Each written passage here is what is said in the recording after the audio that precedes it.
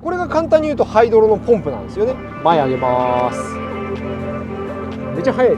ワンポンプワンバッテリーっていう方式の谷口自動車のフルデュアルの、ストレート缶ですからね。相当よ。エンジンルームもめちゃめちゃ綺麗にいじってる。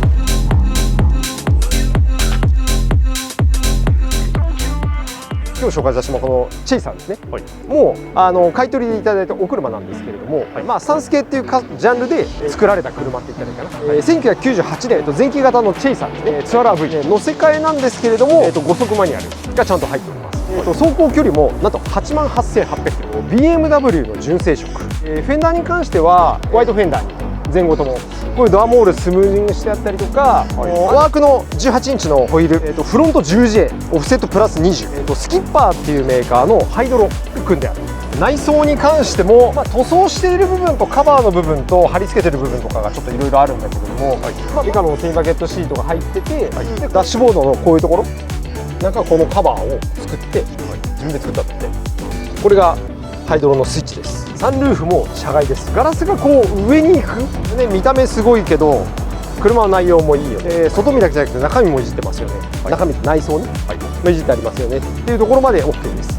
じゃあ果たしてエンジンルームどうなのっていうところなんですが、次はじゃあエンジンルームいきますか。で何度も言うようにここまでですよね。見た目すごいけど車の内容もいいよね。で外見だけじゃなくて中身もいじってますよね、中身内装ね、っていうところまで OK です。じゃあ果たしてエンジンルームどうなのっていうところなんですが、よっ、実はですねエンジンルームもかなりしっかりやってあるという感じです。ハイドロ組んじゃってるってこの見た目だからあれだけど、普通に車庫帳入ってスポーツカーとかの乗りであれでも、全然完成されてる車なんですよ。じゃあ細かく説明していきますよ。まずタービンはノーマルなんですよ。タービンだけノーマルって言ったらいいかな。それ以外はほとんど手入ってて、タワーバー入ってたり、ブローオフが入ってます。HKS のエアクリーナー、レーシングサクションリロードってやつかな、入ってたりとか、あとはインタークーラーがインタークーラーブリッツですね。ブリッツのインタークーラーここね、ここから入ってね、インタークーラーここね。ブリッツのインタークーラーが入ってたりとか、あとは HPI の酸素アルミラジエーターが入ってたりとか、パワーステタンクもアルミに変わってたりとか、パワーステタンク変わってて、こっちが、リザーバータンクかな、変わってたりとか、オイルキャッチタンクも入ってたりとか、結構しっかりやってあるという感じでございます。であとは下潜ると、GP スポーツのオイルパンガードとか、トラストのオイルクーラーまで入ってるんだよね、とかっていう形でオイルクーラー、ラジエーター、冷却系もやってあるわ、インタークーラーも入ってるわ、エアクリも入ってるわ、ブローオフも入ってるわ、でこういうアルミのタンク入ってるわ、ターバーなんか一応ついてるわ、これはなんか車外のカラーカバーみたいなんだけどね、が入ってたりとかっていう形で、ベースの改造自体は全部終わってますっていうことです。あと変えるとしたらっていうか変えなくていいと思うんだけれども、じゃあタービン変えてコンピューター変えるみたいな、それ以外特にもうやりようないよね、やることないよねっていうぐらいちゃんと出来上がってるという感じでございます。でもちろんサビとかも全然ないし、タイベルとかも確か書いてあると思うんだよね。ちょっとそれは後で。そうメンテナンスも結構しっかりやってあって、ウォーターポンプとかも変わってるので。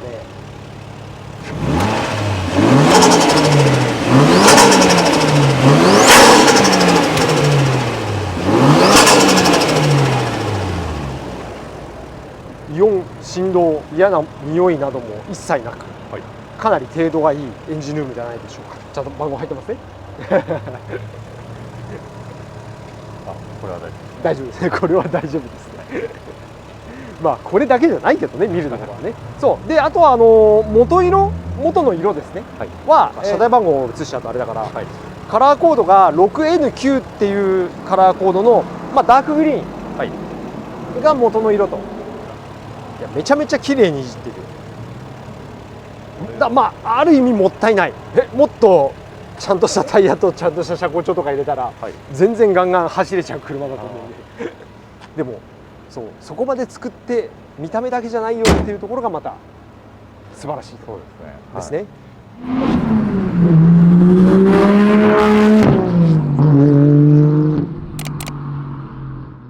じゃあトランク行きましょうか。はい。はい。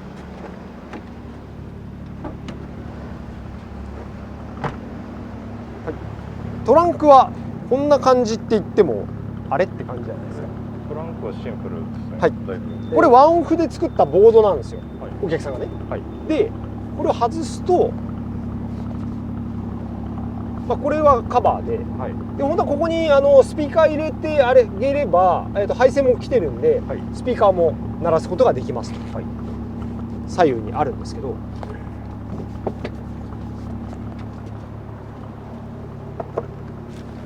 こんな感じなんですよ。はい。でこれをめくっていただくと、よいしょ、こんな感じになってると。すごいの出てきたでしょ。イルミネーションもしてあって、はい、これが簡単に言うとハイドロのポンプなんですよね。これがハイドロ。そうそうそうそう。はい、ワンポンプワンバッテリーっていう方式になっていて、このサブバッテリー1つで動かすと。簡単に言うとここにその4つあるじゃないですか。はい。ここからその各サスペンションに油を送って、はい、車高を上げたり、はい、各サスペンションから油を引っこ抜いて車高を落としたりとか、はい、っていう作業ができるようになってますと。ちょっと今ね汚れちゃってるから後できれいにしないとなんだけど、はい、で、このハイドロポンプをスペアタイヤの部分にディスプレイしてあげて、はい、でイルミネーションをつけてあげたという感じで、これ夜の写真とか挟んでほしいんだけど、はい、めちゃめちゃかっこいいんで、はい、っていう感じでございます。はい、OK ですか？はい、はい、じゃあハイドロちょっといじりますか。上げ下げしてみましょうか。そうですね。ね、さっきねこのポンプがさっきね車高を上げ下げする仕組みになってますと、はい、っていうのがあって、ちょっとその前に車高が低すぎちゃうので、はい、かさ増しをしたいです。じゃないと地面に設置しちゃうんですよ、エアロが。このままやっちゃうと、そう、はい、なんていうの、設置するかしないかぐらいなんだけど、はい、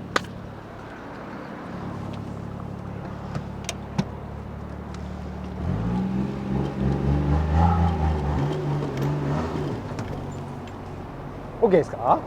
はい。でこれは今、走れるギリギリまで落とした状態なんですけれども、こっちが前。お、はい、わかりました。めっちゃ速いじゃん。こっちが後ろ、後ろ、前。ここがいっぱいかな。あんまりこのマックスっていうのはあんまり好きじゃないので、はい、こんなに上がる。すごいでしょ。でこんなクイックに動くんです。そう。でハイドロサスペンションエアサスとの大きな違いは、はい、油圧でやってるっていうのと、はい、サブバッテリーでドンって、動かしてるんで、はい、スピードがやっぱ違うんですよね、エアサスとかと比べて。はい、下げる時は後ろ下げるよ。下げる時は後ろはこんな感じで、前はいい？前下げますよ。はい、こんな感じ。もう一回上げますよ。前上げます。はい。早い。はい、次後ろ上げます。いくよ。はい。こんな感じ。すごいでしょ。真横からちょっと撮ってみる。いくよ。後ろ下げるよ。はい。で前下げるよ。はい。って感じで、これで一番ベタベタまで下げると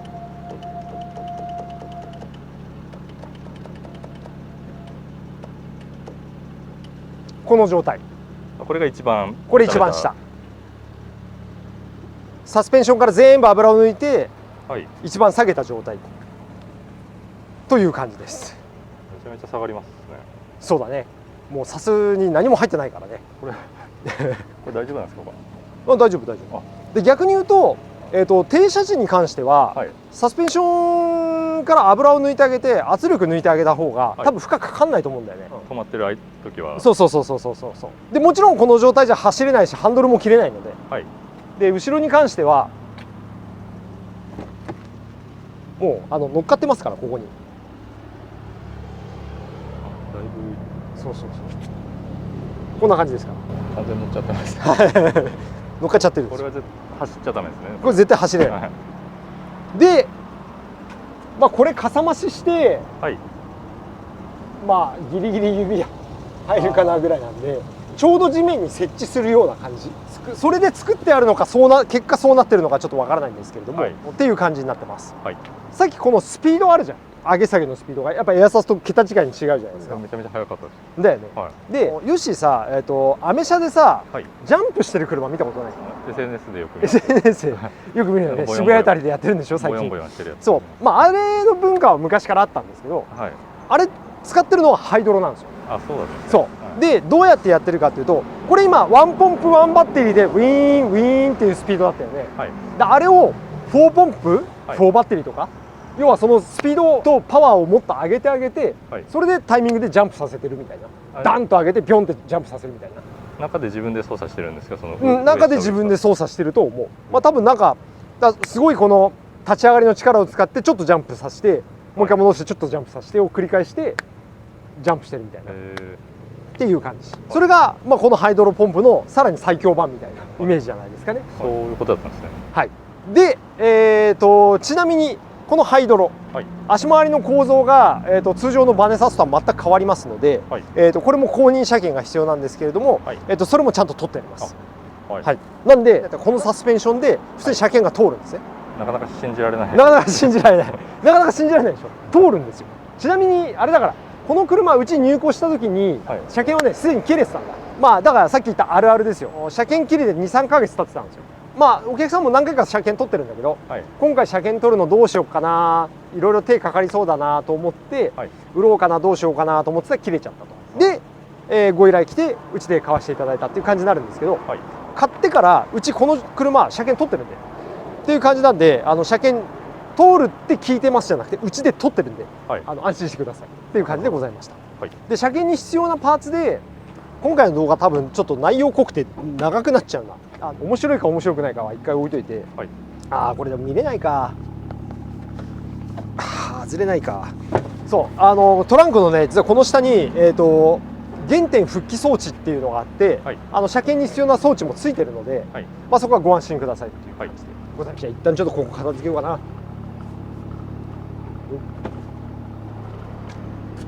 でこうやってあげれば綺麗になっているアクリルを傷つけず、荷物も積めると。この上だと別にいいじゃん。そのためのカバー。そのためのカバー。これもお客さん作ったのね、自分でね。っていう感じでした。はい、まあこういうところもね、ちょっと見せるためにこういうパネルを作って自作。すごい。っていう感じ。はい、まあ実際ねこの車ね、名古屋かなんかの、はい、やっぱスタンス系のイベントで賞を取ってるらしいです。まあこの仕様だからね、さすがに取ってるよねっていう感じですけども。でさっき言ったように車高を上げるときは、はい、フロントから上げてリアを上げると、これが順番です。わかります？そういう順番でやんないとこうあるじゃん、はい、後ろをギューッと上げると前が下がるじゃん、はい、エアロが地面にくっついちゃうんですよ。そうそう、はい、前から上げてエアロの高さを逃がしてあげないといけないとかっていう、そういう注意点はありますよね。はい、一応そんな感じでございました。はい、で、あとはみんな大好きマフラーサウンドいきますか。はい、はい、ちょっと移動しますねじゃあ。はい、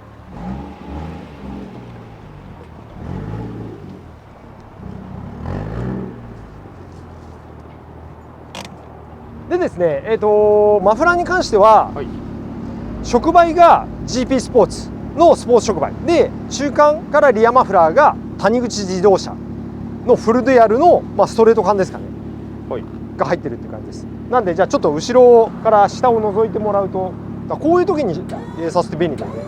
どうぞ下見てくださいってこう上げることができる。これはありがたい。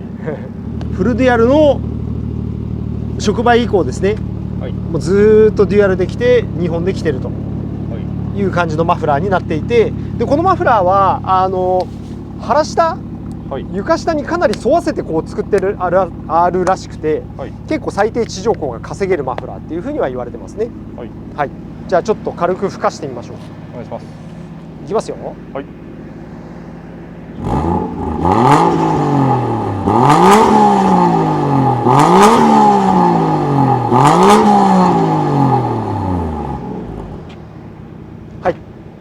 こんな感じじゃないですか。結構でかいですけど、けどサイレンサーをそうなんですよついね。てて、サイレンサーついててなんですよね。じゃあちょっと封印解きますか。封印解きますか。ヨッシーはねすぐ封印を解きたがるからね。解くの怖いですけど、ちょっとね、はい、今だからあれでしょ、交通安全週間とかなんでしょ。あ、そうですね。だよねやってますね。絶対ダメだよね、こんなん乗ったらね。確実に行動はダメです。そうですね。はい。じゃああなたたちどうやって車検取ったんですかっていう話なんですけど、いやでも俗に言うさ闇車検とかってあるわけですよ。でもうちはちゃんとこれ陸自に持ち込んではい。車検取ってますから、はい。安心してください。後でちょっと車検の取り方説明するんで。ちゃんと正規な設備。そう、よいしょと。結構水ふかしてないからはい。出んな。では行きます。封印解きます。ちょっと離れた方がいいですか。ちょっとってかだいぶ離れた方がいい。俺もちょっと前行くわ。はい。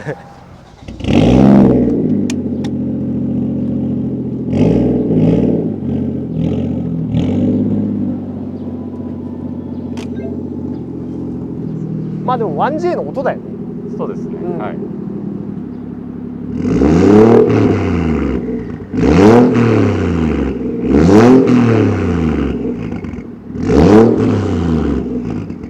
だいぶうるさい。そうですね。いきますよ。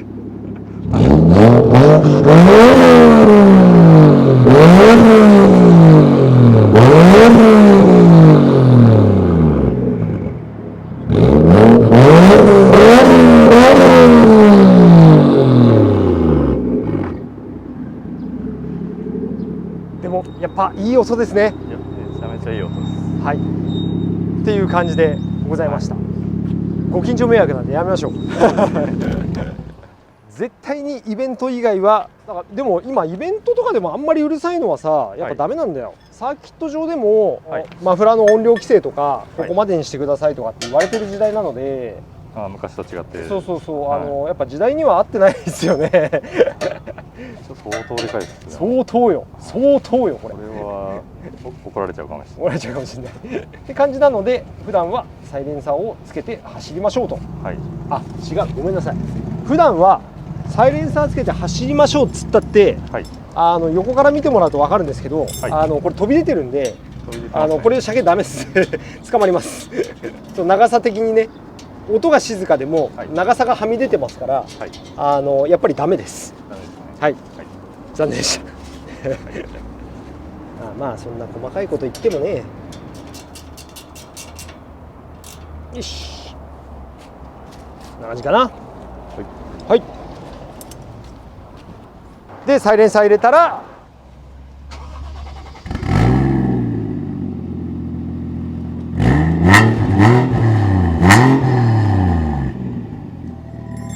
おっと、まあだいぶ静かになりましたね。はい、はい、じゃあ一旦こんなところですか。はい、あとはじゃあ最後まとめに入りましょう。はい、はい、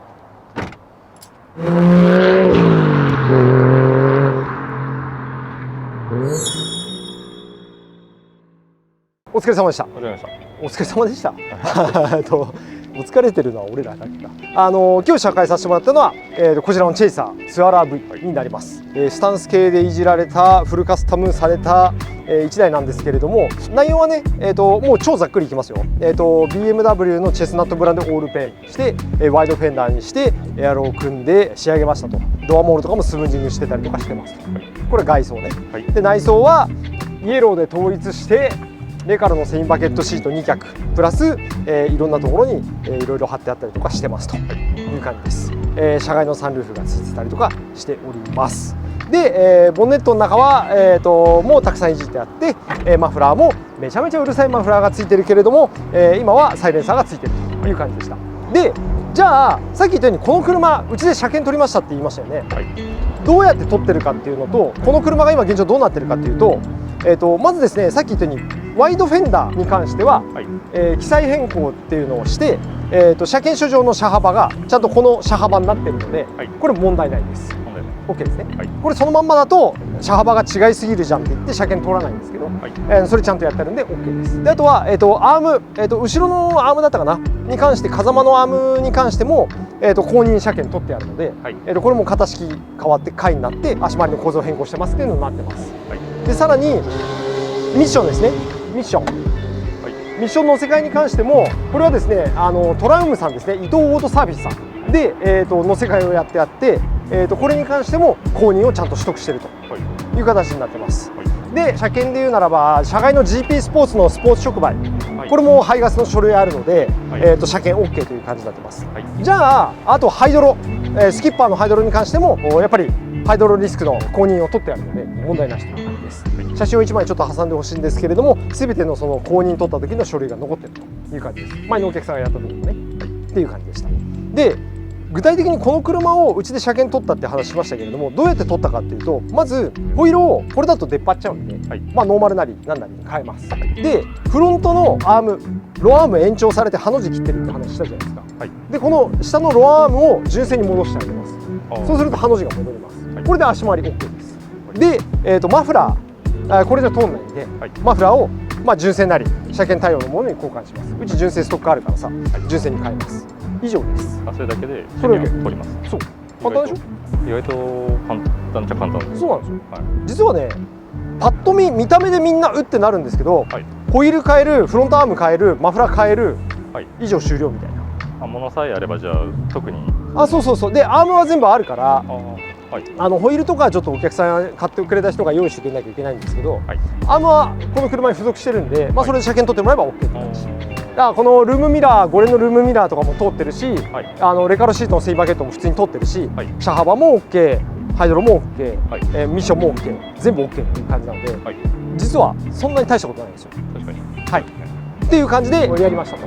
で実際にこの車入ってきて車検通るとは聞いてたものの、やってみないとわからないと思ったから、だからうちで車検を取りました。なのでこの車車検ほぼ丸2年残ってるんで、その点もいいよね、買う人にとってはね。であとは前オーナーさん本当にかなり愛情込めて作られた車、何年所有してたの、多分10年以上は所有してたんじゃないかな。で元はトヨタのディーラーの認定中古車センターみたいな、ところでノーマルのオートマ車を買ってきて、でコツコツカスタムしていって、で、この仕様に仕上がっているんですけれども、これねそれぞれの板金したオールペンした時の明細とか、スキッパー入れた時の明細とか、あとはミッションの世界の明細とかもらってるんだけど、えれえお金かかってますから。でプラス、前オーナーさん基本的には結構イベント仕様の車だったので、天気予報を見て雨の日一切乗らなかったらしいです。そこまで。そうで保管場所も東京都内なんで、埼玉都内、まあいずれにしてもそこら辺なんだけど、屋根付きの保管場所でちゃんとやってあって、でバイパーのセキュリティとかも入れて、もう完全防備でやってたんで、雨の影響とかも全然受けてなくて、程度はかなりいいと思いますっていう感じでございました。だから車として派手派手ではあるものの、さっき言ったようにベースがオートマでカスタムしたけどイベント仕様に作ってて、でかなり大事に保管されてたんで、ベースのクオリティもかなりいいと思うので、これはおすすめだと思います。あとはこれに乗る勇気があるつわものがね現れてくれればいいなという感じ。横田基地のアメリカ人の人なんかさ、うちちょこちょこ遊び来るじゃん。そうこれはめちゃいいらしく、アメイジングらしく好まれそうですね。そうで謎にうちのインスタのリール動画もこれめちゃめちゃ回ってるんで、3万回ぐらい回ってるのかなっていう感じで、海外の人にはかなりやっぱりこういうスタイルは受けがいいらしいねっていう感じでございました。長くなったからもう質問やめましょう。今日はここまで終わりましょう。これだって超長尺な動画になってる。ちょっと長めですね。そうだよ、でもやっぱりそれだけ中身の濃い1台になりますから、気になる方はホームページ飛んでもらえば値段も載ってますので、売れてなければ値段載ってますので問い合わせしてもらえればと思います。 OK ですか。じゃあ本日ここまでで、ご視聴ありがとうございました。また引き続きよろしくお願いします。